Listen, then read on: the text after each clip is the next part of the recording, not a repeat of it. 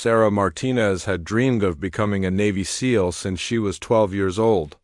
Growing up in a small coastal town in California, she spent her summers diving for abalone with her grandfather, a former Navy diver who taught her that the ocean was not something to fear, but something to respect and understand. Her grandfather would tell her stories about his time underwater, how he learned to slow his heartbeat, control his breathing, and find peace in the depths where others found panic. When Sarah announced her intention to join the Navy and attempt SEAL training, most people told her she was crazy. Women had only recently been allowed to try for the elite Special Operations Unit, and the failure rate was astronomical even for the strongest male candidates. Her high school guidance counselor suggested she consider other military careers. Her mother worried constantly, but her grandfather simply nodded and said, "The ocean will tell us if you're ready." Sarah enlisted immediately after high school, spending 4 years in the regular Navy to build her credentials and prepare for the ultimate challenge. She served on destroyers and submarines, earning respect from her male colleagues through her dedication and skill. She trained relentlessly, swimming miles every morning before her regular duties, practicing breath-holding exercises her grandfather had taught her, and studying everything she could about SEAL tactics and training. The day finally came when Sarah received orders to report to Basic Underwater Demolition SEAL training, known simply as BUDS, at Naval Amphibious Base Coronado. She arrived with Class 348, one of only 3 women among the 150 candidates who would begin the grueling 6-month program. The other 2 women were impressive athletes, one a former college swimmer, the other a marathon runner who had served as a Marine before transferring to the Navy. Chief Petty Officer Marcus Thompson was the lead instructor, a 20-year veteran with arms covered in tattoos that told the story of deployments around the world. He had a reputation for being fair but absolutely unforgiving. During the first formation, he walked slowly in front of the candidates, his steel-gray eyes examining each face. When he reached Sarah, he stopped and stared at her for what felt like an eternity. "You think you can keep up with these men, Martinez?" Chief Thompson asked, his voice carrying across the formation. "I know I can, Chief," Sarah replied, maintaining eye contact. Thompson smiled, but it wasn't a friendly smile. "We'll see about that." The first phase of BUDS was designed to break candidates physically and mentally. Every day began at 4:30 a.m. with physical training that pushed human endurance to its limits. Candidates ran on the beach in soft sand, did hundreds of push-ups and pull-ups, and swam in the cold Pacific Ocean. The instructors constantly yelled, criticized, and looked for signs of weakness. Sarah quickly realized that being a woman in this environment meant every mistake would be magnified, every success minimized. When male candidates struggled with an exercise, instructors would encourage them to push harder. When Sarah struggled, they would question whether she belonged there at all. She learned to keep her expression neutral, never showing pain or frustration, even when her muscles screamed and her lungs burned. The underwater training began in the second week. Candidates were taught to use scuba equipment, but more importantly, they learned to function underwater without it. This was where many strong candidates failed. The psychological pressure of being underwater, unable to breathe while instructors deliberately created stressful situations. During one early exercise, candidates had to swim the length of a pool underwater, while instructors threw weights at them and created turbulence to disorient them. Sarah watched as several muscular men surfaced gasping and panicking, unable to complete the task. When her turn came, she remembered her grandfather's lessons about finding calm in chaos. As Sarah descended into the pool, weights crashed around her like underwater thunder. The instructors had tied her hands behind her back and removed her mask, leaving her blind in the churning water. Instead of fighting the disorientation, she relaxed her body and let her training take over. She had learned to navigate by feel and instinct, using tiny changes in water pressure and temperature to guide her. Halfway across the pool, an instructor grabbed her ankle and pulled her deeper, trying to trigger panic. Sarah's heart rate remained steady. She had spent countless hours practicing exactly this scenario in her grandfather's old training tank. She calmly worked her way free and continued swimming, her movements efficient and controlled. When Sarah finally surfaced at the far end of the pool, several instructors were timing her with stopwatches. She had completed the swim faster than all but two of the male candidates, and she wasn't even breathing hard. Chief Thompson was standing at the pool edge, his expression unreadable. "Lucky break?" "Martinez," he said simply, but Sarah noticed something in his tone that hadn't been there before, a hint of respect, or perhaps curiosity. She was beginning to understand that this training wasn't just about physical ability. It was about mental toughness, about remaining calm when everything around you was designed to create panic and fusion. That evening, as candidates nursed their bruises and exhaustion, Sarah called her grandfather from a payphone outside the barracks. She told him about the underwater exercise, about the weights and the instructors trying to disorient her. Her grandfather chuckled. "Sounds like they're just getting started with you, granddaughter. Remember what I taught you? The water doesn't care if you're scared. It only responds to respect and calmness." Some of those instructors probably spent their careers underwater, and they're testing whether you truly understand that environment or if you're just pretending. Sarah realized her grandfather was right. The instructors weren't just trying to make training difficult. They were looking for candidates who could truly function underwater, who could remain calm and effective in an environment that was inherently hostile to human life. This was just the beginning, and she sensed that much more challenging tests lay ahead. As she hung up the phone and walked back toward the barracks, Sarah noticed Chief Thompson sitting alone on a bench, studying training records by the light of a street lamp. He looked up as she passed. "Get some rest, Martinez," he said. "Tomorrow we start the real underwater training." Something in his voice told Sarah that everything up to this point had been preparation. The real test of her underwater abilities was still coming, and she had the feeling that Chief Thompson had something very specific in mind for her. The next morning brought a different kind of training that Sarah had never experienced. Chief Thompson led the remaining candidates to a specialized underwater training facility that looked more like a laboratory than a typical pool. The main feature was a deep tank, 15 feet across and 20 feet deep, with observation windows on all sides. Various pieces of equipment hung from cables above the water, and Sarah noticed underwater cameras positioned at different angles. "Today we begin drown-proofing," Chief Thompson announced, his voice echoing in the concrete chamber. "This exercise separates those who can truly function underwater from those who just think they can. You'll be bound hand and foot, then thrown into the tank. Your job is to survive and complete specific tasks while underwater for extended periods." Sarah felt her pulse quicken slightly, but she forced herself to remain calm. Around her, she could see other candidates shifting nervously. The two other women in her class exchanged worried glances. One of them, Jessica, had been struggling with the underwater exercises from the beginning. The first candidate, a powerfully built former football player named Rodriguez, was selected. Instructors tied his hands behind his back with rope, then bound his feet together at the ankles. A weighted belt was placed around his waist to ensure he would sink. Rodriguez tried to maintain his confident demeanor, but Sarah could see sweat beading on his forehead despite the cool morning air. They threw Rodriguez into the tank with a splash that seemed to echo forever.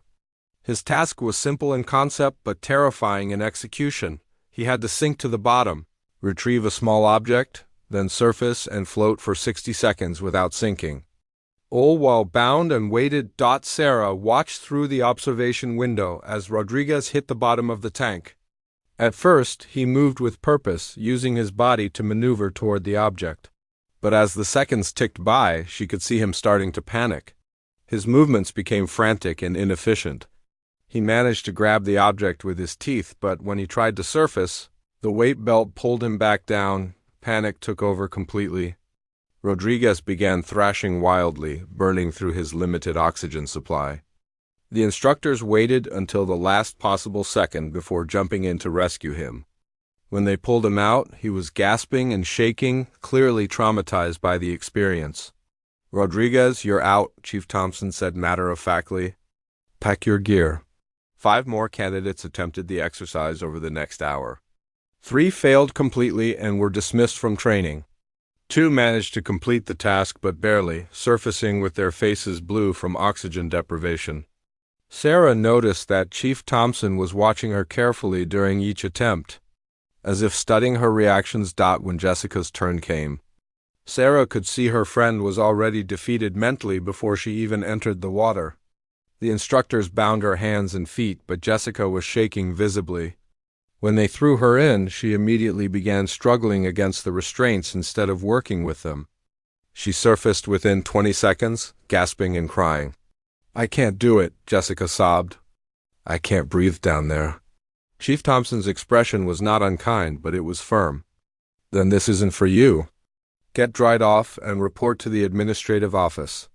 As Jessica was led away, Sarah felt a mixture of sadness for her friend and determination for herself. She had been preparing for this moment her entire life, even if she hadn't known it at the time. All those hours diving with her grandfather, all the breath-holding exercises, all the meditation practice, it had all been leading to this. "Martinez, you're up," Chief Thompson called. Sarah stepped forward calmly. She had learned from watching the others. The key wasn't to fight against the restraints or the water, but to work with them. As the instructors tied her hands, she focused on slowing her breathing and heart rate. When they bound her feet, she tested the restraints to understand exactly how much movement she had. The weighted belt felt heavy around her waist, but Sarah had worn similar weights during her training dives with her grandfather. She knew the belt would actually help her move efficiently underwater by giving her stability. "Any last words before we throw you in, Martinez?" one of the instructors asked with a slight smirk.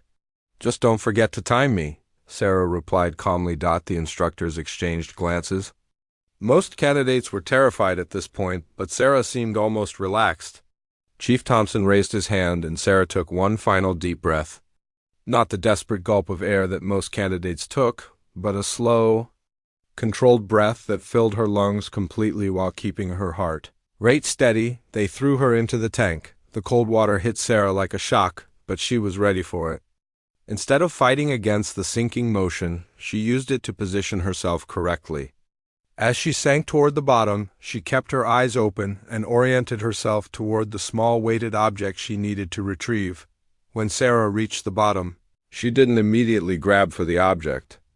Instead, she took a moment to establish her position and plan her movements. This was something her grandfather had taught her: never waste energy on inefficient movement underwater.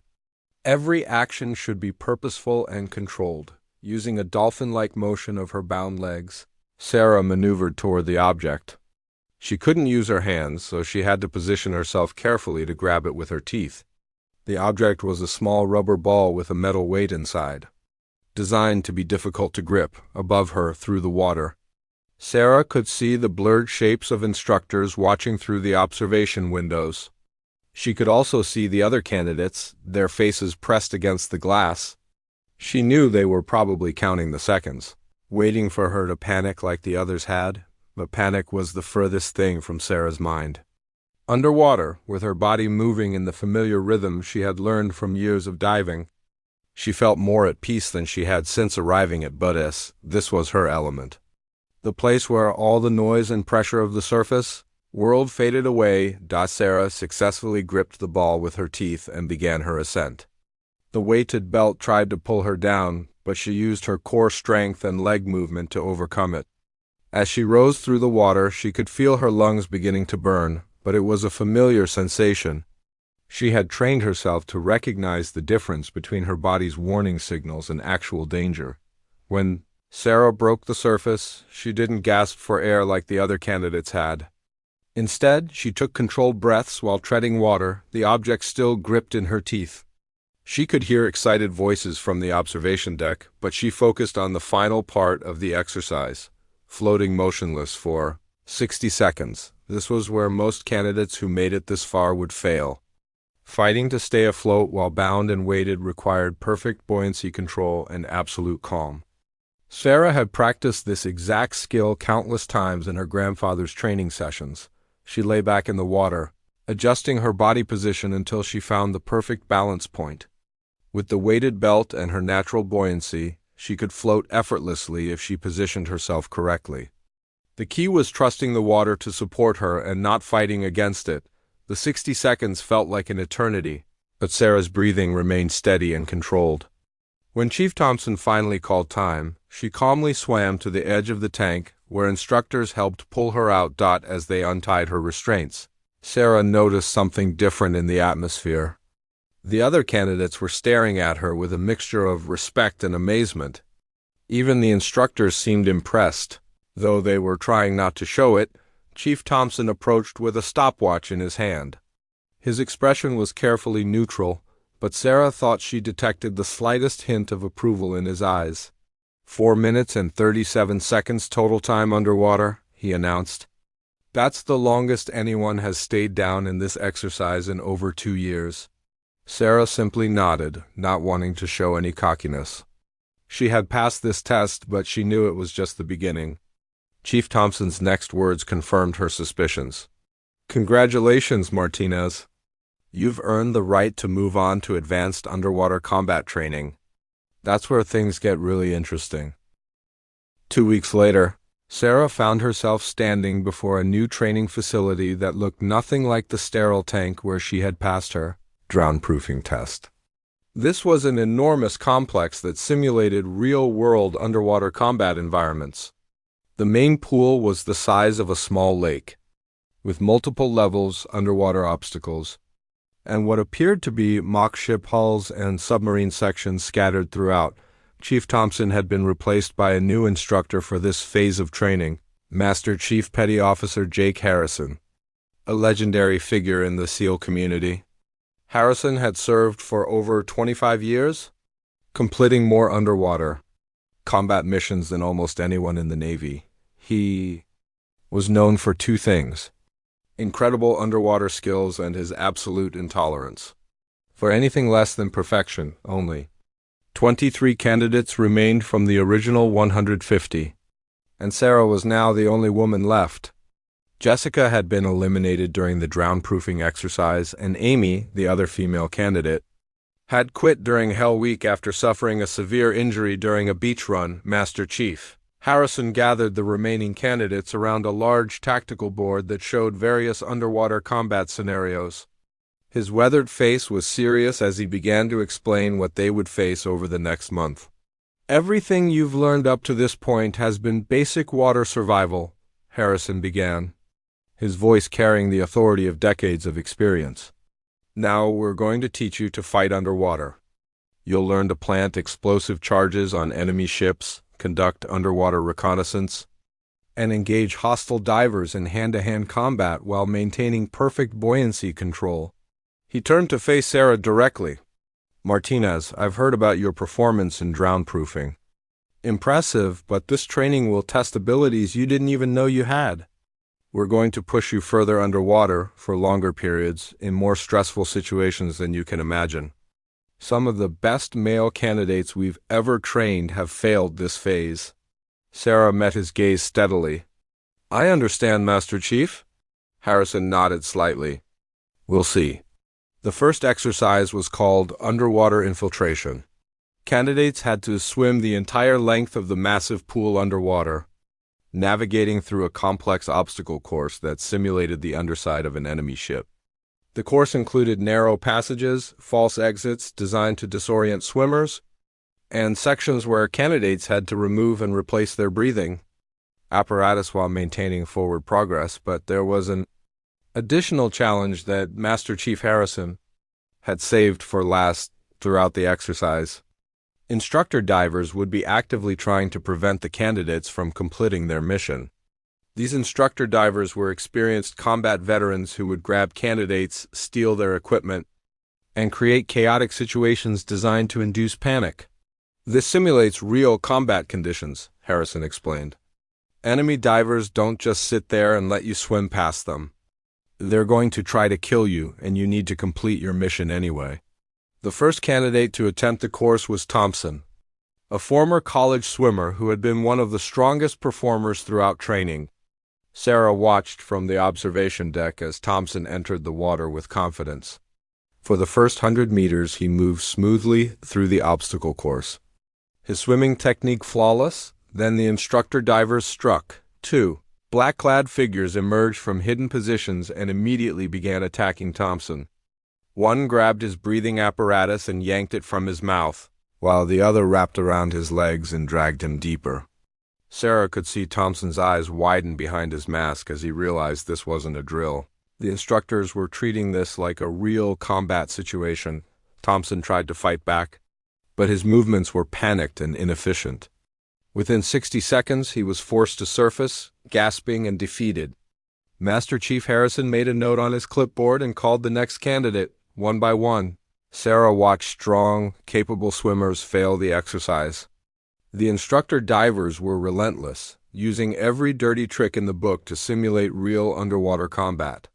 They would steal breathing equipment at the worst possible moments, tangle candidates in ropes and nets, and create situations where swimmers had to choose between completing the mission and ensuring their own survival. By the time Sarah's turn came, 7 candidates had attempted the course and all 7 had failed. The mood among the remaining candidates was grim. Several were openly questioning whether the exercise was even possible to complete. Martinez. "You're up," Master Chief Harrison called. Sarah approached the edge of the pool, but instead of immediately entering the water, she took a moment to study the course layout one more time. She had been watching the instructor divers carefully during each previous attempt, learning their tactics and preferred hiding spots. She noticed they tended to attack from below and behind, using the candidates' forward momentum against them. As Sarah put on her diving equipment, she thought about something her grandfather had once told her during a particularly difficult training dive. "The ocean is full of creatures that want to kill you," he had said, "but they're just following their nature. If you understand their nature and respect it, you can move through their world without triggering their predatory instincts." Sarah realized that the instructor divers were like underwater predators. They were programmed to attack weakness, panic, and desperation. But if she could move through the water without broadcasting those signals, she might be able to avoid triggering their most aggressive responses when Sarah entered the water. She moved differently than the previous candidates. Instead of swimming hard and fast toward the first obstacle, she glided slowly and smoothly, conserving her energy and making herself a less obvious target. Her movements were fluid and controlled, more like a marine animal than a human swimmer. The first instructor diver appeared right where Sarah had predicted, rising from below to grab her breathing apparatus. But instead of fighting the attack or panicking, Sarah had anticipated it. As the instructor reached for her equipment, she smoothly rolled sideways and used the attacker's momentum to propel herself toward the next section of the course. The instructor seemed surprised by her reaction. Most candidates either froze in panic or fought desperately against the attack. Sarah had done neither. She had used the attack as part of her navigation strategy.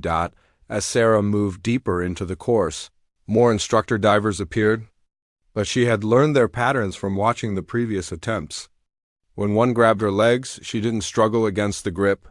Instead, she used her core strength to bend forward and continue swimming with her arms while the instructor held her legs. When another tried to steal her breathing equipment, she had already taken a deep breath and was prepared to continue without it for the time it took to retrieve or replace the apparatus. The most challenging moment came when 2 instructor divers attacked simultaneously, one from above and one from below. Sarah was in a narrow passage between 2 mock ship hulls, with barely enough room to maneuver. Most candidates would have panicked in this situation, but Sarah remembered her grandfather's lessons about moving efficiently in confined spaces instead of trying to fight both attackers. Sarah compressed her body and slipped sideways through a gap between the hulls that was barely wider than her shoulders. The instructor divers, who were larger and more muscular than Sarah, couldn't follow her through the narrow opening. She emerged on the other side of the obstacle and continued toward the finish line when Sarah finally surfaced at the far end of the pool. She was breathing hard but not gasping desperately like the failed candidates before her. She had completed the entire course, including all the required navigation checkpoints and simulated mission objectives. The pool deck was completely silent. The other candidates stared at her in amazement. Even the instructor divers who had been attacking her throughout the exercise were floating nearby, their expressions hidden behind their masks, but their body language suggesting surprise. Master Chief Harrison approached the edge of the pool with his stopwatch and clipboard. His face was completely neutral, giving away nothing about what he was thinking. "Time, Martinez?" he asked. "I wasn't watching the clock, Master Chief," Sarah replied honestly. "I was focused on completing the mission." For the first time since Sarah had met him, Master Chief Harrison smiled. It was a small smile, barely visible, but it was there. 14 minutes, 36 seconds, he announced. "That's not just the fastest time of the day, Martinez. That's the fastest time anyone has ever recorded on this course, male or female." Sarah felt a surge of pride but forced herself to remain calm. She knew that Master Chief Harrison had more challenging tests waiting, and this was just the beginning of underwater combat training. "Don't let it go to your head," Harrison continued. "Tomorrow we start hostile diver elimination training. That's where you'll learn to fight other trained underwater combatants who are actively trying to kill you. Today they were just trying to stop you. Tomorrow they'll be trying to put you in a body bag." As Sarah climbed out of the pool, she noticed that the other candidates were looking at her differently now. There was respect in their eyes, but also something else, a recognition that she wasn't just keeping up with the men anymore. She was setting the standard that they would have to meet. The underwater combat training facility had been transformed overnight. Where there had once been obstacle courses and navigation challenges, there were now floating platforms, suspended chains, and what looked like an underwater boxing ring marked out with weighted ropes. Master Chief Harrison stood before the remaining 19 candidates with a selection of underwater weapons that Sarah had never seen before. Specialized knives designed for aquatic combat, underwater firearms, and various tools that looked more like medieval torture devices than modern military equipment. "Today begins the most dangerous phase of your training," Harrison announced. "Underwater hand-to-hand combat against trained opponents, who have been instructed to treat this as a life-or-death situation. Over the next 2 weeks, you'll face instructor divers, advanced candidates from previous classes, and each other in underwater combat scenarios." He picked up a wicked-looking knife with a serrated edge and a specialized grip. "These weapons are real, and the combat is real. We've had candidates seriously injured in this phase of training. Some have been hospitalized. If you have any doubts about your commitment to becoming a SEAL, now would be a good time to ring the bell and quit." None of the candidates moved. They had come too far to quit now. Even as they stared at the intimidating array of underwater weapons, Master Chief Harrison's eyes settled on Sarah. "Martinez, you've proven you can navigate underwater obstacles and complete mission objectives while under pressure. But can you kill another human being 20 feet underwater while maintaining perfect buoyancy control? Because that's what this job requires." Sarah felt a chill that had nothing to do with the water temperature. Up until now, her training had been challenging but ultimately about survival and mission completion. This was different. This was about learning to take human life in one of the most difficult environments imaginable. "Yes, Master Chief," she replied, her voice steady despite her inner turmoil. The first exercise was called underwater dueling. Candidates would be paired off and lowered into the combat ring 20 feet below the surface. Each would be armed with a training knife, still sharp enough to cause serious injury, but with a blunted tip to prevent fatal wounds. The objective was simple: disable your opponent by any means necessary while remaining underwater. Surfacing before your opponent was eliminated meant automatic failure. Sarah watched as the first pair of candidates descended into the ring. Both were large, powerful men who had excelled in the surface-based combat training. But underwater combat was completely different. The resistance of the water slowed every movement, making the lightning-fast strikes they had learned on land nearly useless. Grappling became the primary form of combat, as fighters tried to control their opponent's breathing apparatus and body position. The first fight lasted almost 6 minutes. with both candidates struggling desperately against each other while their oxygen supplies dwindled. Finally, one candidate managed to wrap his legs around his opponent's torso and squeeze until the man was forced to surface. Gasping for air. As more pairs fought, Sarah began to understand the unique dynamics of underwater combat. Size and strength were still important, but flexibility, breath control, and the ability to remain calm while being attacked were equally crucial. The water negated many of the advantages that larger fighters typically enjoyed on land. When her turn came, Sarah was paired against Mitchell, a former Army Ranger who outweighed her by at least 60 pounds. Mitchell had been one of the strongest performers in land-based combat training, with a background in mixed martial arts and a reputation for being absolutely ruthless in training. Exercises. Try not to hurt the lady too badly, one of the other candidates joked as Sarah and Mitchell prepared to descend. Mitchell looked at Sarah with what might have been sympathy. "I'll try to end this quickly," he said quietly. "No point in drawing it out?" Sarah appreciated his consideration, but she had no intention of making this easy for him. As they descended into the ring, she was already analyzing Mitchell's body language and movement patterns. He was confident, perhaps overconfident, and he moved through the water with the assumption that his size and strength would give him the same advantages they provided on land. The fight began when Master Chief Harrison banged a metal rod against the side of the tank. Mitchell immediately moved toward Sarah in a direct assault, apparently planning to use his superior reach and strength to end the fight quickly. But Sarah had learned something important from watching the previous matches. Underwater, the aggressor often exhausted himself while the defender could wait for opportunities to strike instead of meeting Mitchell's charge head-on.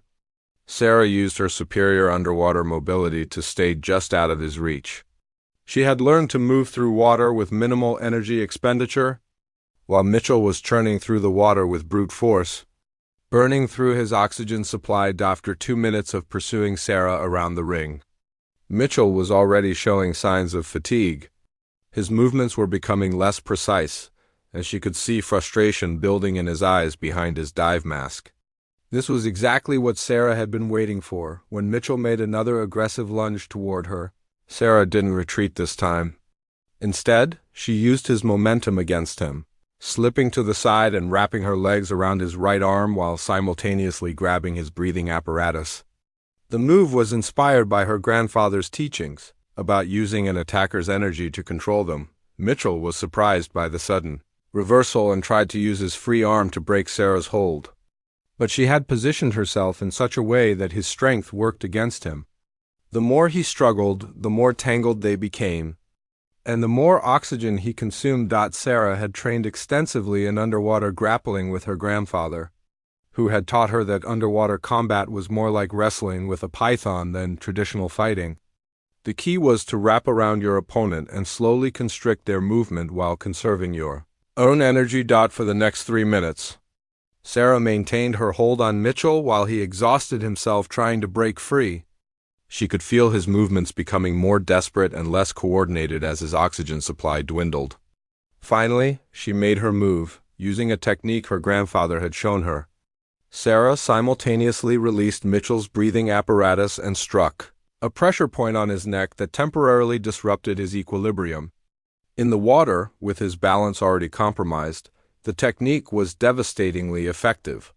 Mitchell became completely disoriented, unable to tell which way was up or maintain his position in the water. Sarah could have seriously injured Mitchell at this point, but instead she simply controlled his ascent to the surface, ensuring he could breathe while making it clear that she had won the encounter decisively. When they broke the surface, Mitchell was gasping and shaking his head, trying to clear the disorientation. "What the hell did you do to me down there?" he asked, not angrily but with genuine curiosity.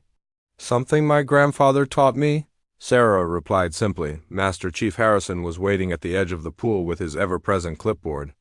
His expression was thoughtful as he made notes about the fight. "Interesting technique, Martinez," he said. "I've never seen that particular move used in underwater combat before. Where did you learn it?" Sarah hesitated for a moment, then decided to be honest. My grandfather was a Navy diver in Vietnam. He taught me that underwater combat isn't about overpowering your opponent. It's about understanding the environment better than they do. Harrison nodded slowly. Your grandfather was right. Most fighters try to bring land-based techniques underwater and wonder why they don't work. You've learned to fight like you belong in that environment. The rest of the underwater combat training continued for 2 more weeks with increasingly difficult scenarios. Sarah faced multiple opponents simultaneously, fought while completing complex mission objectives, and learned to use the various specialized underwater weapons. In every exercise, she demonstrated the same principle her grandfather had taught her: success. Underwater came from working with the environment rather than fighting against it. By the end of the combat phase, Sarah had not lost a single underwater engagement. More importantly, she had gained the respect of both the instructors and her fellow candidates. Mitchell, the Army Ranger she had defeated in their first fight, became one of her strongest supporters. I've been in combat on 3 continents, Mitchell told the other candidates after one particularly brutal training session. But I've never seen anyone move through water like Martinez does. It's like she was born in the ocean. Master Chief Harrison approached Sarah on the final day of underwater combat training. The gruff veteran looked thoughtful as he reviewed his training notes. Martinez, in 25 years of training SEAL candidates, I've never seen anyone adapt to underwater combat the way you have, he said. You're not just completing the exercises, you're redefining what we thought was possible in this environment. Sarah felt a surge of pride but remained focused. Thank you, Master Chief. What's next? Harrison smiled grimly. Next week, we start the final phase of underwater training. Deep water survival in open ocean conditions. That's where we separate the true underwater operators from everyone else. Everything you've learned up to this point has been in controlled environments.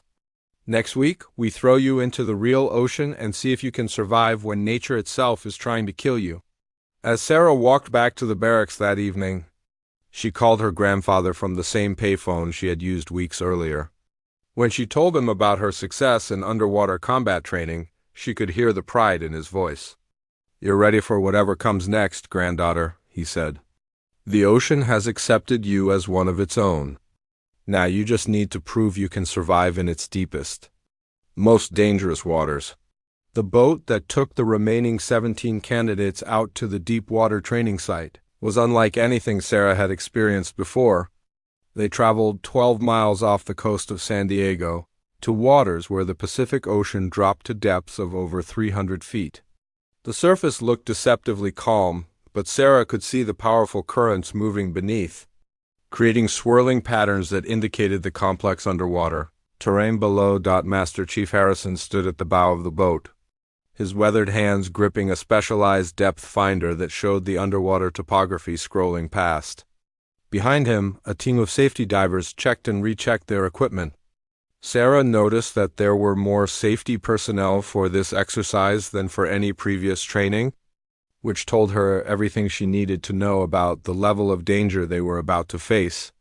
This is where we find out who can actually function as a SEAL in real-world conditions, Harrison announced over the sound of the boat's engines. Everything you've learned in pools and controlled environments means nothing if you can't apply it in open ocean. The water temperature down there is 52 degrees. The currents can drag you a quarter-mile off course in minutes. And if something goes wrong, the nearest dry land is a very long swim away. The exercise was called deep water infiltration and survival. Each candidate would be dropped into the water at different locations around a simulated enemy installation, actually a collection of decommissioned ships that had been sunk in formation to create an underwater training ground. The candidates had to navigate to specific targets using only compass bearings and natural navigation, plant simulated explosive charges, and then rendezvous at an extraction point 2 miles away. The catch was that they had to complete the entire mission using only the air in their lungs. No scuba equipment, no emergency air supplies, no safety nets. They would be diving to depths of up to 80 feet in water cold enough to cause hypothermia. with powerful currents that could easily separate them from their planned routes. "Martinez, you're up first," Harrison called. Sarah approached the edge of the boat, her mind already focused on the challenge ahead. She wore a minimal wetsuit that provided some protection against the cold, but still allowed for maximum mobility. Around her waist was a waterproof belt containing the simulated explosive charges she needed to plant, along with a compass and depth gauge before entering the water. Sarah took a moment to study the current patterns around the boat. Her grandfather had taught her to read water conditions like a weather forecaster read clouds, looking for subtle signs that indicated what was happening beneath the surface. She could see that the current was running strongly to the southwest, which meant she would need to compensate for drift during her underwater approach.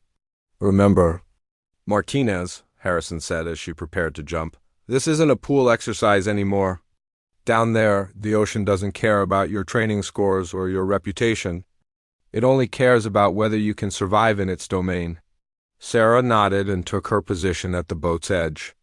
She had learned to control her pre-dive breathing pattern, taking in oxygen efficiently while avoiding hyperventilation that could cause her to black out underwater. When she finally took her last breath before the dive, her heart rate was steady and her mind was completely focused.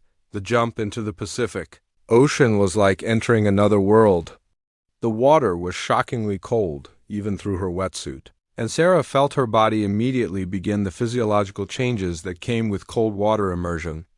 Her heart rate slowed, blood flow concentrated toward her vital organs, and her body began conserving oxygen automatically. But the cold was just the beginning of the challenges she faced. As soon as Sarah began her descent toward the sunken ships, she realized that the currents were much stronger than they had appeared from the surface. The water was moving in multiple directions at different depths, creating a three-dimensional puzzle that she had to solve while holding her breath at 30 feet down. Sarah encountered the first of the sunken vessels. It was an old destroyer that had been stripped of all hazardous materials and deliberately sunk to create the training ground. The ship loomed out of the murky water like a massive underwater cliff, its hull covered in marine growth that provided perfect camouflage for the training objectives she needed to locate. Sarah's first target was a specific point on the ship's hull where she needed to plant a simulated magnetic mine.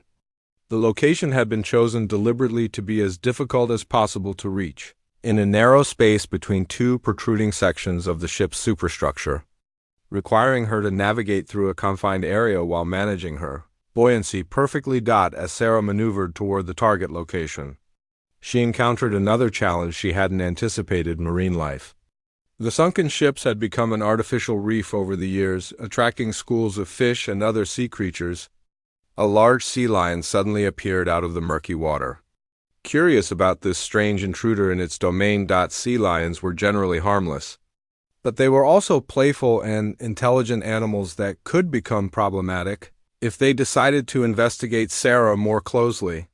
She remembered her grandfather's advice about marine animals: show no fear, but also no aggression.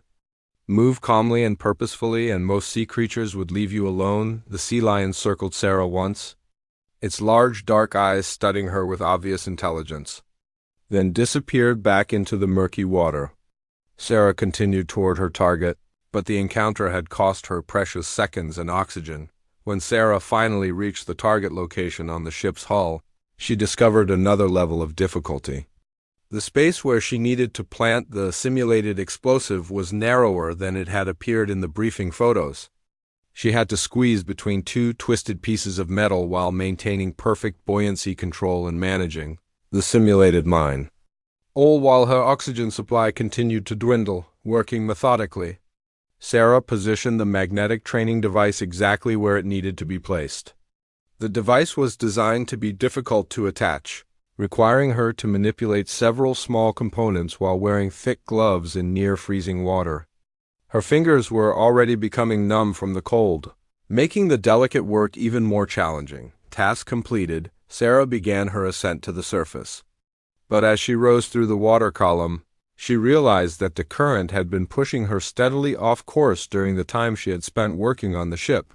When she surfaced to take her next breath, She was nearly 200 yards from where she had intended to be. This kind of navigation error could be fatal in a real mission, and Sarah knew that Master Chief Harrison would be tracking her progress carefully.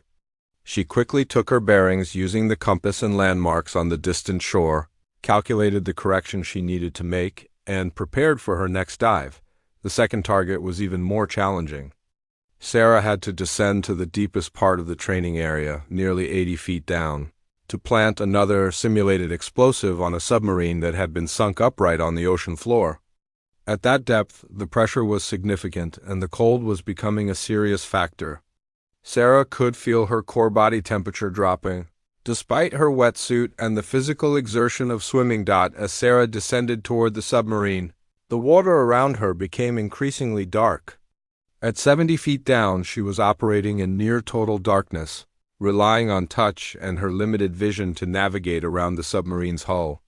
The pressure at this depth was affecting her buoyancy, requiring constant adjustments to maintain her position. The target location on the submarine was in an area that simulated a real weak point in enemy vessels, a section where the hull plating was thinner and an explosive charge would be most effective. But reaching it required Sarah to swim underneath the submarine and work in a confined space where she was essentially trapped between the ocean floor and the vessel's hull. Working in this claustrophobic environment while managing her diminishing oxygen supply, Sarah carefully positioned the second training device. Her hands were so numb from the cold that she could barely feel the equipment she was manipulating. But years of practice diving in cold water with her grandfather had taught her to work by touch when necessary. When Sarah finally surfaced after planting the second charge, she was breathing hard and could feel the early stages of hypothermia setting in. But she wasn't finished yet. The final phase of the exercise required her to swim 2 miles to an extraction point, navigating by compass bearing across open ocean with no landmarks to guide her. This was where many candidates failed, even those who had successfully completed the underwater portions of the exercise. Swimming 2 miles in cold, rough ocean water while already exhausted from deep diving required a level of endurance and mental toughness that few people possessed. Sarah began the long swim to the extraction point, settling into the efficient stroke pattern that her grandfather had taught her for long-distance ocean swimming. She had to fight constantly against the current, which seemed determined to push her off course while managing her body temperature and energy reserves carefully. Halfway to the extraction point, Sarah encountered the most dangerous moment of the entire exercise. A rip current caught her and began pulling her rapidly away from her intended course. In the open ocean with no fixed reference points, it was difficult to even recognize that she was being dragged off course until she had already been pulled several hundred yards from her planned route. Fighting directly against a rip current was futile and potentially fatal. Sarah remembered her grandfather's lessons about ocean survival, and instead of fighting the current directly, she swam parallel to shore until she could escape its grip, then corrected her course toward the extraction point. When Sarah finally reached the extraction point, she was exhausted, cold, and had been in the water for over 2 hours. But she had successfully completed all mission objectives and arrived within the specified time window. As the safety boat picked her up, she could see Master Chief Harrison checking items off on his clipboard. "Outstanding work, Martinez," Harrison said as they helped her into the boat. "You're the first candidate to complete all objectives on the first attempt in water this rough." Sarah was too exhausted and cold to respond immediately. But as feeling returned to her extremities and her core temperature stabilized, she realized what she had accomplished. She hadn't just survived the most challenging underwater training exercise in the SEAL program, she had excelled at it. More importantly, she had proven to herself that she could function effectively in the open ocean under real-world conditions. The pools and controlled training environments had been preparation for this moment, when she had to rely entirely on her skills, training, and mental toughness to survive in one of the most hostile environments on Earth. 6 months after Sarah first arrived at Bud-S, she stood with 13 other candidates on the beach at Naval Amphibious Base Coronado, waiting for the final graduation ceremony.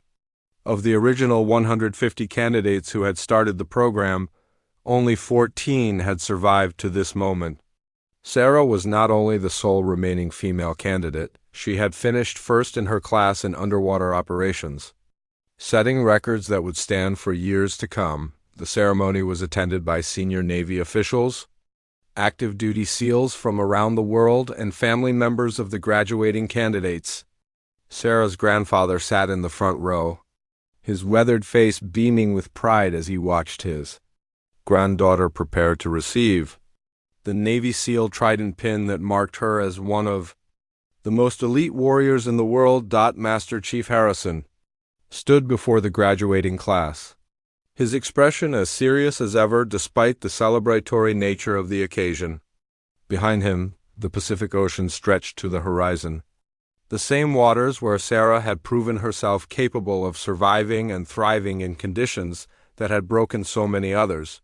"Ladies and gentlemen," Harrison began, his voice carrying clearly across the beach, "these 14 individuals have completed the most demanding military training program in the world. They have proven themselves capable of operating in any environment, under any conditions, against any enemy. They are now part of a brotherhood that dates back to the underwater demolition teams of World War II. Harrison paused and looked directly at Sarah. "But today we also make history. For the first time, a woman has not only completed SEAL training, but has excelled beyond what we thought possible. Petty Officer Martinez has redefined our understanding of what it means to be an underwater warrior." The audience applauded, but Sarah remained focused on Harrison's words. She knew that graduating from Budadiz was just the beginning. Real SEAL operations would present challenges that no training program could fully simulate. "Martinez," Harrison called. "Step forward." Sarah moved to stand directly in front of the Master Chief. In his hands was the golden trident pin that symbolized membership in the SEAL community. The pin featured an eagle representing air operations, a trident representing sea operations, an anchor representing naval traditions, and a flintlock pistol representing land operations. "Throughout this training, you have demonstrated exceptional ability in underwater operations," Harrison continued. "You have not only met every standard we set, but exceeded them. Your underwater endurance records, your combat effectiveness scores, and your leadership under pressure have set a new benchmark for what we expect from SEAL operators." As Harrison pinned the trident to Sarah's uniform, he spoke quietly so that only she could hear. "Your grandfather would be proud? But more importantly, you've proven that the ocean doesn't care about your gender. It only cares about your skill and determination." After the ceremony, Sarah found herself surrounded by her fellow graduates, senior SEALs, and family members. But the moment she had been waiting for was when her grandfather approached, his eyes bright with emotion. "You did it, granddaughter," he said simply, pulling her into a hug. "You became everything I knew you could be." "I couldn't have done it without your training," Sarah replied. "Everything you taught me about the ocean, about staying calm under pressure, about respecting the water, it all came together during the hardest moments." Her grandfather smiled. "I taught you the basics, but what you did with that knowledge was all you. You didn't just survive that training, you mastered it." As the celebration continued around them, Master Chief Harrison approached Sarah and her grandfather. The gruff instructor's expression was more relaxed than Sarah had ever seen it. "Mr. Martinez," Harrison said, extending his hand to Sarah's grandfather, "I understand you were the one who taught her those underwater techniques we'd never seen before." Sarah's grandfather shook Harrison's hand firmly. "I taught her what I learned in Vietnam, but she took it much further than I ever did. That girl has a natural understanding of water that you can't teach. You either have it or you don't." Harrison nodded thoughtfully. "We're going to be studying her methods and incorporating some of her techniques into our standard training curriculum. She's changed how we think about underwater operations." Over the following weeks, as Sarah prepared for her first operational assignment with SEAL Team 7, word of her accomplishments spread throughout the special operations community. The story of the woman who had not only survived SEAL training but had set underwater endurance records became legendary. inspiring a new generation of female candidates to attempt what had previously been considered impossible. But for Sarah, the most meaningful recognition came from her fellow SEALs. Mitchell, the former Army Ranger she had defeated in underwater combat training, approached her on her last day at Coronado. "Martinez," he said, "I wanted you to know that I've been assigned to Team 7 too. We're going to be teammates." Sarah smiled. "Looking forward to working with you, Mitchell." "There's something else," Mitchell continued. "The guys have been talking, and we want you to know that we don't see you as the woman who made it through SEAL training. We see you as the SEAL who happens to be a woman. You've earned your place here the same way any of us did, by being tougher and more skilled than anyone thought possible." 3 months later, Sarah found herself on her first operational deployment, conducting a night infiltration mission off the coast of a hostile nation. As she slipped silently into the dark water, her breathing apparatus functioning perfectly and her mission objectives clear in her mind, she thought about the journey that had brought her to this moment. The instructors who had once doubted whether a woman could handle SEAL training had been proven wrong. But Sarah understood that their skepticism hadn't been based on malice. It had been based on the genuine belief that the physical and psychological demands of the job were beyond what anyone, male or female, should be expected to endure. What they hadn't understood was that success in the underwater environment wasn't just about physical strength or traditional concepts of toughness. It was about understanding and respecting the ocean, about finding calm in chaos, and about the mental discipline to function effectively when everything around you was trying to kill you. As Sarah swam through the dark water toward her target, surrounded by teammates who trusted her completely and equipped with skills that had been tested under the most extreme conditions imaginable, she realized that she had found her true calling.